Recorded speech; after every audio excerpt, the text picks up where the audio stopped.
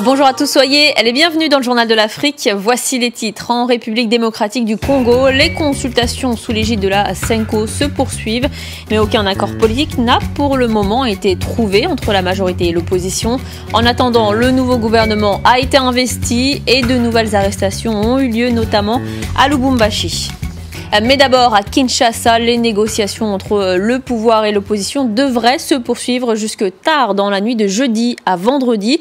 Sous l'égide de la CENCO, les discussions porteraient sur l'instauration d'une transition politique et la tenue fin 2017 de la présidentielle qui aurait dû être organisée cette année. Mais en attendant, l'armée maintient la pression dans les rues congolaises. Les soldats ont procédé à de nombreuses arrestations, en particulier à Lubumbashi.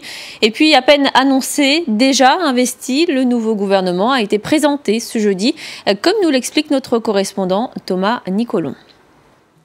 L'investiture du nouveau gouvernement a consisté en un long discours-programme du Premier ministre Sami Badibanga. Il a commencé par rappeler que le premier objectif de ce gouvernement d'union nationale, c'était d'amener la RDC vers des élections libres et apaisées.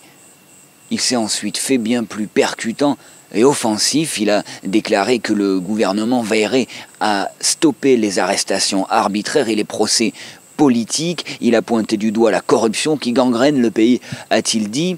Sami Badibanga a déclenché un tonnerre d'applaudissements et des cris de joie lorsqu'il a déclaré qu'il voulait la gratuité des soins pour les enfants de moins de 5 ans et pour les accouchements. Mais il a aussi dit qu'il fallait se préparer à des difficultés. La RDC est dans une situation économique délicate, a-t-il dit. Il veut que les ressources naturelles participent davantage au progrès social. Voilà, le porte-parole du gouvernement a quant à lui simplement déclaré que ce discours engageait tout le gouvernement. Et l'opposant au Joseph Olenga-Koy s'est lui étonné de voir un discours-programme réalisable sur 5 ans selon lui, alors que Sami Badibanga est censé être Premier ministre jusqu'en 2018 seulement. Voilà, il faudra attendre les prochains mois pour voir s'il s'agissait seulement d'un discours ou s'il va être mis en application.